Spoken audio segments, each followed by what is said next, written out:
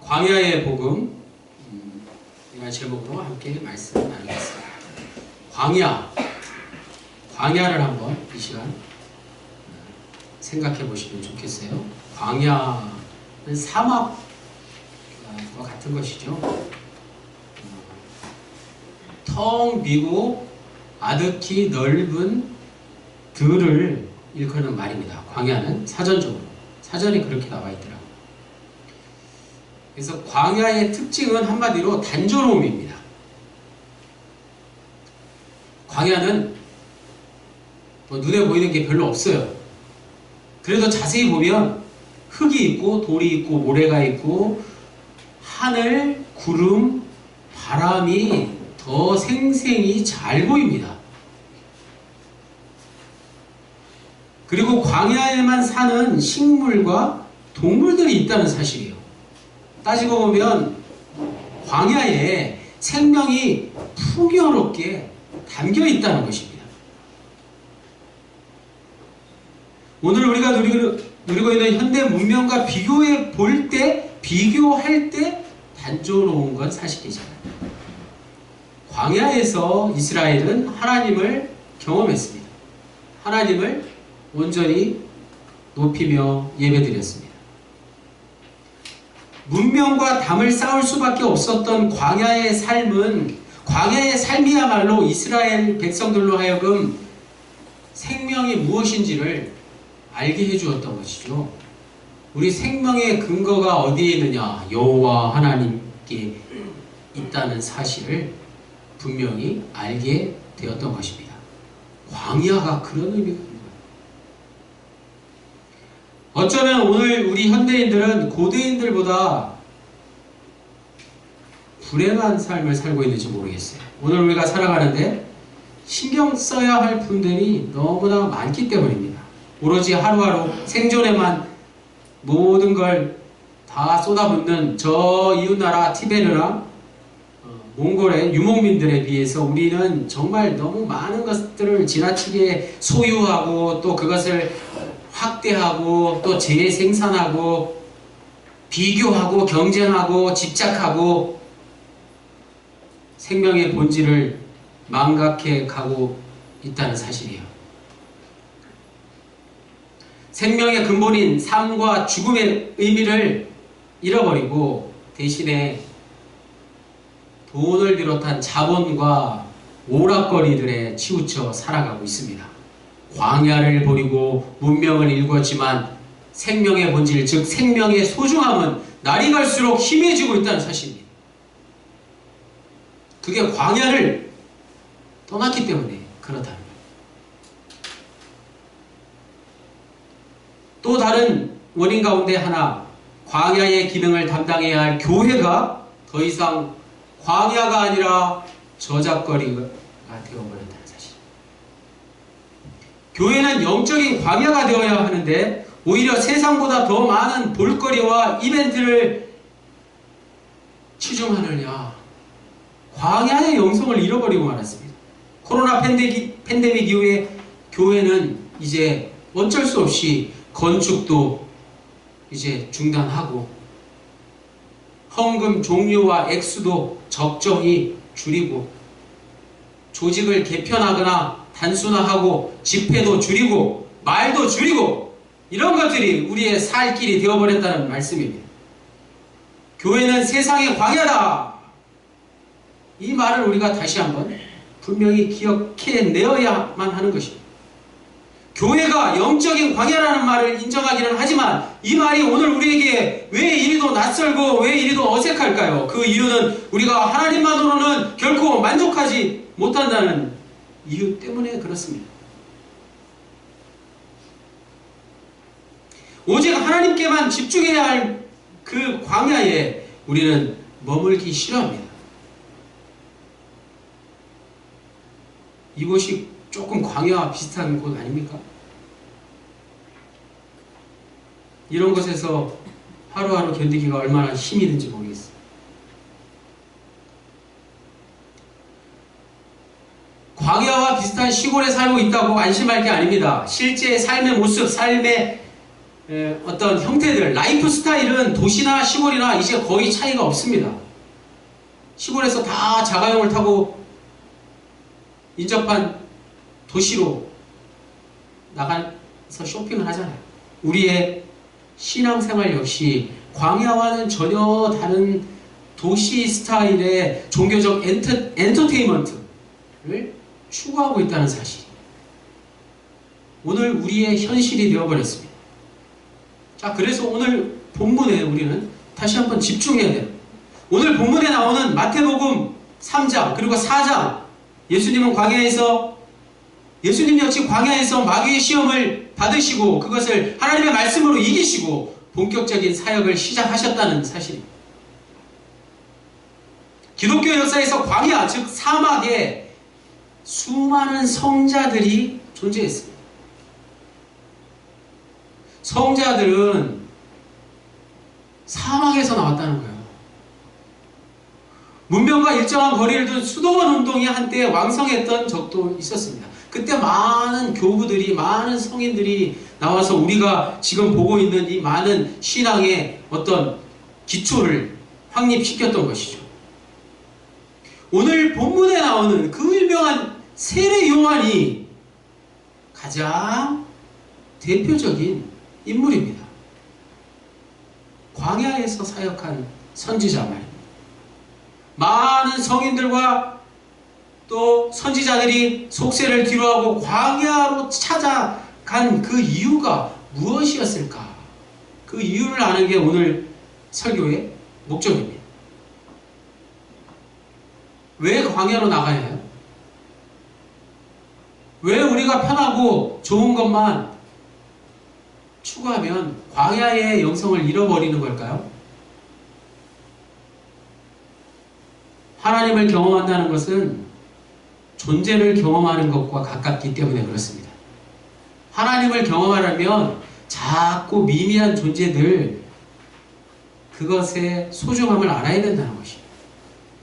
무언가가 있다는 사실 앞에서 놀라는 경험이 바로 하나님을 경험하는 시작이 될 수 있습니다. 하나님을 경험하기 위해서 먼저 전제되어야 할 존재의 경험은 멀리 있는 게 아니에요. 내 주위에 조그마한 풀이나 꽃이나 동물들 같은 존재를 경험하는 데서 시작된다는 사실입니다. 그런 일들은 단조롭게 생활하는 광야에서 훨씬 더 풍부하게 일어나기 때문입니다. 결론적으로 왜 우리는 광야로 나가야 하나? 답은 바로 이것입니다. 적게 봄으로써 훨씬 더 큰 것을 볼 수 있습니다. 적게 소유함으로써 훨씬 더 풍요로운 것을 소유하게 됩니다. 적게 생각함으로 훨씬 더 본질적인 것을 깨닫게 된다는 사실입니다. 적게 보고 적게 소유하고 적게 생각하는 게 바로 광야 영성의 핵심입니다. 우리는 혹시 그 반대로 생각하고 있지 않습니까? 본문에 나오는 세례 요한은 예수님과 동시대를 살았던 인물입니다. 요한의 이름에는 반드시 세례가 따라다닙니다. 정확하게 세례자 요한, 요한은 세례자가 맞습니다. 예수님에게 그리스도라는 보통 명사가 고유명사처럼 예수 그리스도로 불려지는 것과 같습니다. 오늘 보면 5절, 6절, 13절에 나오는 요단강이 바로 세례 요한이 이스라엘 백성들에게 세례를 베풀었던 곳이죠. 광야와 또 같은 그런 의미가, 광야와 같은 영적인 의미가 있는 곳이 바로 요단강입니다. 영적인 면에서 세례야말로 요단강을 건널 수 있는 나룻배가 될 수 있습니다. 세례가 예수 그리스도의 이름으로 주어지는 것이기에 곧 예수가 그 영적인 나룻배의 선장인 것이죠. 오늘 우리 그리스도인들은 세례를 통해 예수 그리스도라는 나룻배를 타고 요단강을 건너는 중이라고 할 수 있습니다. 여기서 중요한 것은 요단강이 어디냐라는 거예요. 세례 요한이 세례를 베푼 요단강은 광야에서 가나안으로 들어가는 경계였습니다. 요단강을 건너지 않으면 결코 젖과 꿀이 흐르는 가나안에 입성할 수 없습니다. 동시에 현재의 고달픈 삶에서 미래의 안식으로 들어가는 경계도 요단강입니다. 그래서 장례식 때 우리가 요단강 찬송을 많이 부르죠.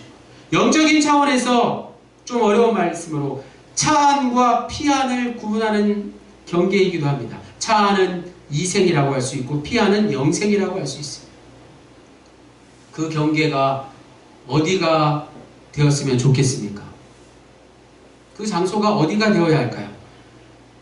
세례가 예수와 함께 죽고 예수와 함께 산다는 의미이듯이 영적인 요단강은 옛 삶은 죽고 전혀 새로운 삶이 살아나야 할 공간과 시간입니다. 영적인 요단강을 사모하십시오. 애벌레가 나비가 되려면 허물을 벗듯이 영적인 허물 벗기가 일어나야 할 곳 말입니다. 그곳이 어디일까요? 저와 여러분에게 영적인 요단강이 어디입니까? 오늘 우리에게 바로 지금 이곳이 우리 합동연문 공동체가 그 영적인 요단강을 건너는 장소이자 때가 되기를 원합니다. 죽고 난 이후를 기다리지 마시고 지금 이곳 합동연문이 요단강과 같은 장소와 때가 되어야 한다는 말씀이에요. 오늘 보면 마태복음 3장 2절과 마태복음 4장 17절에는 똑같은 말씀이 반복됩니다. 회개하라. 천국이 가까이 왔느니라. 세례 요한과 예수님의 설교가 똑같습니다. 그런데 다른 메시지이기도 합니다. 모두가 하나님 나라를 설교했지만 매우 중요한 차이가 있습니다. 그 차이가 무엇일까요? 세례 요한과 예수님의 하나님 나라 설교는 미래지향적이라는 점에서 같습니다. 그리고 회개를 촉구했다는 점도 같습니다.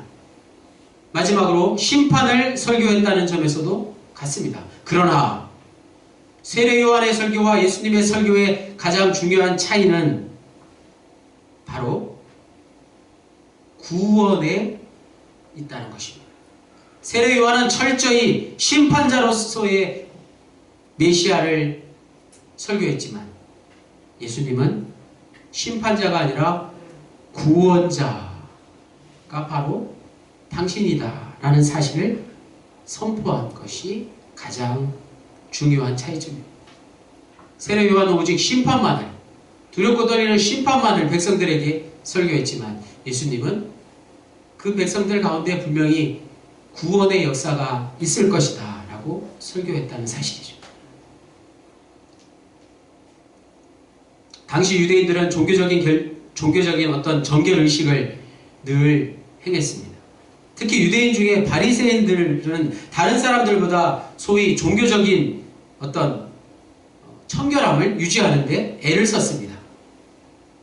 그래서 이방인 개종자의 세례가 너무 중요했습니다. 이방인을 데려다가 무조건 할례를 받게 하고 율법을 지키게 했던 것이죠. 이방인이 유대교로 개종하기 위해서는 지금까지의 이교도적인 삶을 깨끗이 청산한다는 의미로 물세례를 베풀었습니다. 유대인들은 이방인의 삶을 저주받은 더러운 삶으로 여겼으며 이방인들을 매우 경멸했습니다. 세례받지 않은 이방인은 인간 취급을 하지 않고 개로 취급했던 것이죠. 따라서 지금 요한이 회개의 세례를 유대인들에게 선포하고 유대인들로 하여금 이 세례를 받게 한 것은 당시 유대인들에게, 특히 바리새인들에게는 너무나도 모욕적인 것이었습니다. 내가 왜 이방인들이 받는 세례를 받아야 하나? 요한은 이방인과 유대인, 특히 바리새인들의 차별을 모두 부정했습니다. 모두가 다 똑같이 하나님의 진노의 대상이라는 것에서 그랬습니다. 유대인들은 스스로 하나님의 선민이요 아브라함의 자손이라는 자긍심 속에서 살고 있었는데 세례 요한의 설교가 얼마나 충격적이었을까요? 세례 요한은 하나님 나라에 들어가기 위해서 혈통이나 과거의 전통에 의해서가 아니라 현재의 삶의 열매가 중요하다는 것을 유대인들에게 당당히 외쳤던 것입니다. 천국에 가면 혈통이나 과거 따위는 중요하지 않고 전통이나 혈통의 의미에서 아브라함의 후손은 구절에 나온 대로 돌들과 같은 것이다. 돌에 비유했다는 사실. 얼마나 모욕적이었을까.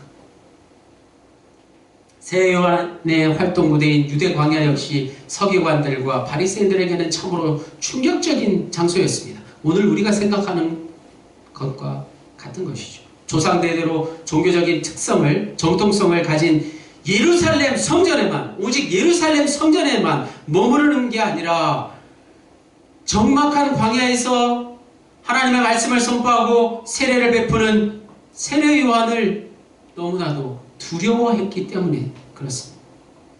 유대인들에게 광야는 죄인의 도피처를 의미했고 마귀가 거하는 저주의 땅이었지만 동시에 출애굽의 여정에서 하나님이 자신을 드러내는 계시의 장소이기도 했다는 것이 늘 마음 한구석에 자리 잡고 있었던 것이죠. 세례 요한이 광야에서 활동하고 예수님이 광야에서 세례를 받으셨다는 사실은 그들이 종교적으로 타락한 도성 예루살렘과는 전혀 상관없다는 것을 말하는 동시에 지금까지 예루살렘에서 인정되는 모든 종교적인 가치관을 부정하는, 그래서 전혀 새로운 가치를, 진정한 하나님의 나라를 선포하는 상징적인 의미가 세례 요한의 설교에 담겨져 있었기 때문에 그것을 너무나도 잘 아는 바리새인들은 몸둘 바를 알지 못했던 것이죠. 광야에서 세례 요한이 외친 회개하라 천국이 가까이 왔느니라 에서의 회개는 단순히 후회하고 생각을 바꾸는 그런 것이 아니었다는 사실을 바리새인들은 너무나 잘 알고 있었습니다. 지금까지 그들이 누려온 모든 기득권들, 편안하고 안락함, 모든 삶에서 철저히 방향을 전환해서 전혀 새로운 삶의 열매를 맺어야 하는 기로에 놓인 것입니다. 세례 요한의 말씀대로 하나님을 떠난 생각과 감정과 의지와 행동을 완전히 버리고 방향을 완전히 바꿔서 오직 하나님 안에서 생각하고 하나님 안에서 느끼고 하나님 안에서 바라며 하나님 안에서 말하고 행동하는 삶으로 변화되는 것이 진정한 회개라는 것을 그들이 왜 몰랐겠습니까? 오늘 우리가 왜 모릅니까? 진정한 회개의 의미를. 다같이 금주의 요절 마태복음 3장 11절을 한 목소리로 같이 읽겠습니다. 시작. 나는 너희로 회개하게 하기 위하여 물로 세례를 베풀거니와 내 뒤에 오시는 이는 나보다 능력이 많으시니 나는 그의 신을 들기도 감당하지 못하겠노라. 그는 성령과 불로 너희에게 세례를 베푸실 것이요. 아멘. 할렐루야. 이 말씀이 지금 우리에게 참 평안과 위로를 주지 않습니까?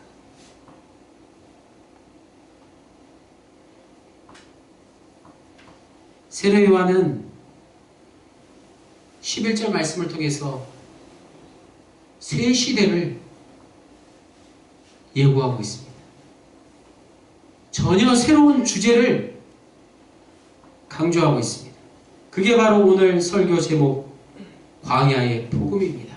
광야에서 외친 세례 요한의 복음입니다. 이제까지는 한 번도 들어본 적이 없는, 이제까지는 한 번도 답을 얻지 못했던 그 말씀이 선포된 것이, 그래서 그것을 복음이라고 합니다. 가장 기쁜 소식이 되는 것이죠. 지금까지의 설교가 주로 바리새인들과 사두개인들을 향한 심판과 경고의 메시지였다면 이제 11절부터 새로운 인물 메시아 예수 그리스도를 소개하는 내용을 최종적으로 답으로 제안하고 있다는 것입니다. 그게 답이라는 것입니다. 철저히 세례 요한 자신과 메시아 예수 그리스도를 대조시킴으로써 자기 자신은 여태까지 지금까지의 세례 요한 자기 자신은 아무것도 아니고 이제부터 시작되는 메시아 예수 그리스도를 통해서 우리의 모든 회개와 진정한 회개의 역사와 구원의 역사가 펼쳐지게 될 것이다 하고 결론 짓고 있는 것입니다. 첫째, 세례 요한이 나와 내 뒤에 오시는 이를 대조하고, 다음으로 물로 주는 세례와 성령과 불로 주는 세례를 대조하고 있습니다. 요한은 자신이 물로 주는 세례는 뒤에 오시는 분이 베푸는 성령과 불의 세례와 비교할 수 없다는 말씀을 하고 있습니다. 성령과 불 세례의 준비 과정일 뿐이다. 내가 베푸는 이 물 세례는 준비 과정일 뿐이다 라고 말씀하고 있습니다. 세례 요한은 자신과 그 뒤에 오시는 분 사이에 비교도 할 수 없는 엄청난 능력의 차이가 있는 것이기 때문에 나는 그의 신을 들기도 감당하지 못하겠다.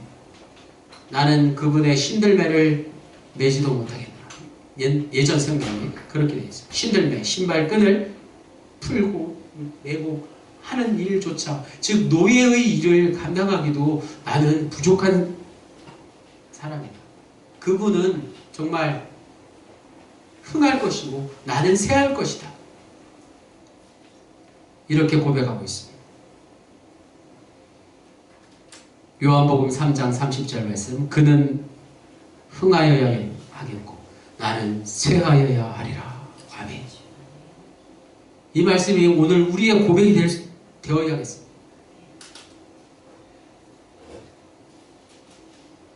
그분은 흥하여야겠고 나는 쇠하여야 되는 것입니다. 단순히 겸손한 모습을 강조하는 말씀이 아닙니다.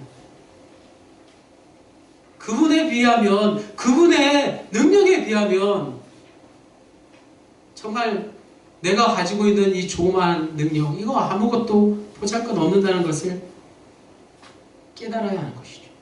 세례 요한이 광야에서 외친 복음은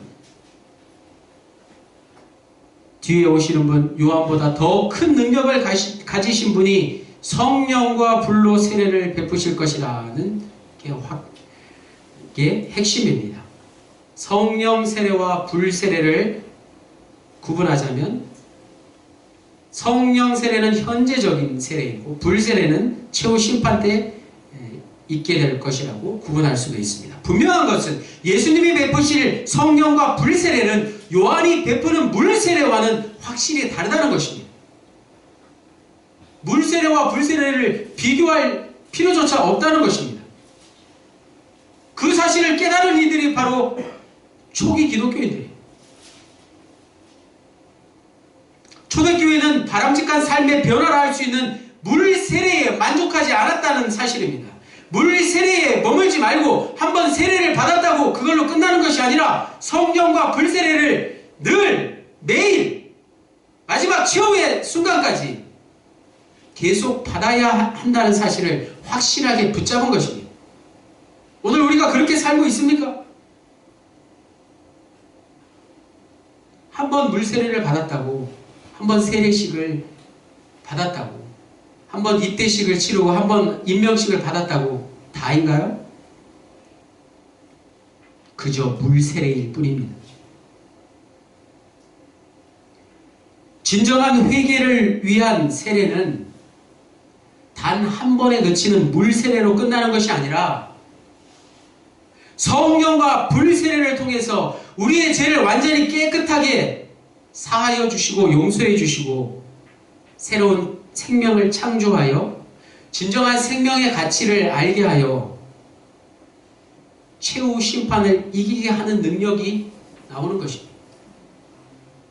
성령과 불 세례는 그런 것입니다. 다시 말해서 성령과 불 세례는 오직 예수 그리스도만을 통해서 주어지는 참 생명, 절대적인 생명을 경험하는 것입니다. 그저 목숨이 붙어있는 게 다가 아니라는 거예요.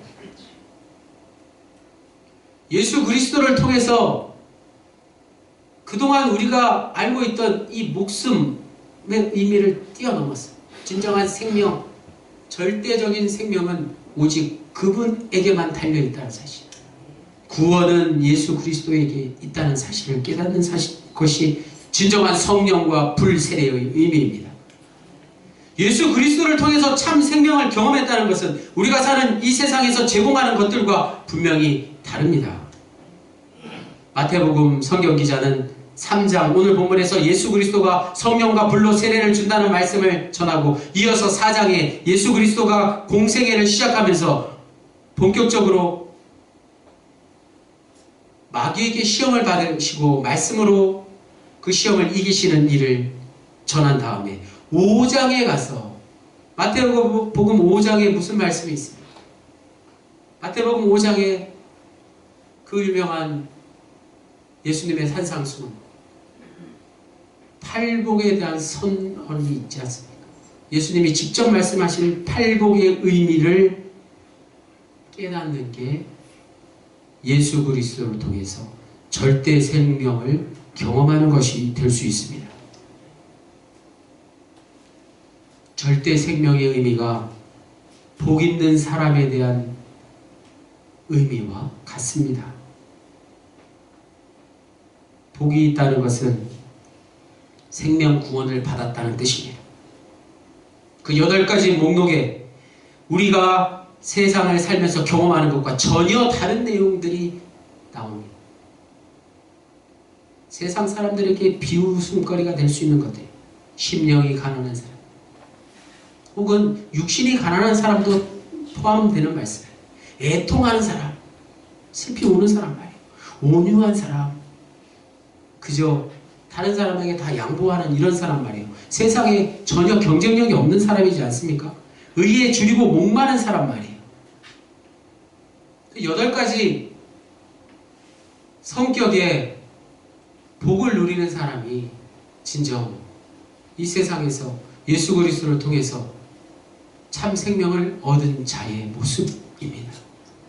요즘식으로 말하면 세상에서 뒤처지고 경쟁력이 없는 그런 사람입니다. 놀랍게도 예수님 그분이 이 8가지 복에 해당되는 삶을 사셨습니다. 그가 십자가에 매달려 죽으셨다는 사실이 이에 대한 확실한 증거입니다. 세상 경험에 따르자면 이런 사람이 복이 있다는 것은 전혀 말이 되지 않습니다. 그러나 주의해야 할 게 가난과 애통 자체가 우리를 구원하는 건 아니다라는 것입니다. 팔복에 열거된 사람들은 이미 저 세상에서 의존할 게 아무것도 없는 사람이기 때문에 그렇습니다. 세상에 의존할 게 아무것도 없는 사람은 무엇을 의지하게 될까요? 바로 하나님만 의존하게 되는 것이죠. 세상에서 버림을 받으신 예수님도 십자가에서 완전한 절망을 경험하셨습니다. 그러나 하나님만을 동시에 의존할 수 있었던 것입니다. 하나님만을 의존하는 사람이 복이 있다는 사람, 복이 있는 사람이라는 말씀. 그런 사람만이 참 생명, 절대 생명, 진정한 구원을 얻는다는 말씀을 오늘 우리가 분명히 기억할 수 있기를 원합니다. 오늘 우리가 사는 이 사회는 기독교를 향해서 많은 요구를 합니다. 기독교인은 세상에서 인격적으로 존경받아야 한다는 것이죠. 하나님 경험과 삶이 분리되지 않는다는 점에서 인격적인 변화는 물론 기독교 신앙에서 매우 중요한 요소입니다. 착하게 사는 것 말이에요. 한국의 그리스도인들이 인격적으로 윤리적으로 변화된 모습을 세상에 보여준다면 교회를 바라보는 세상의 눈이 분명히 달라질 것입니다. 이런 인격과 도덕의 변화는 단지 개인의 품성에 머무르지 않고 사회 구조의 변화까지 다 포함되는 것이기 때문에 그렇습니다. 교회가 그런 일을 감당하는 게 당연합니다. 교회는 이 사회에 정의와 평화가 실현될 수 있도록 투쟁하며 최선을 다해야 하는 게 마땅합니다. 그러나 거기서 끝이 아니라는 사실이 더 중요합니다. 우리가 지향하는 기독교 신앙은 여기에 머무르지 않고 훨씬 더 근본적인 변화를 우리에게 요구하고 있다는 사실이에요.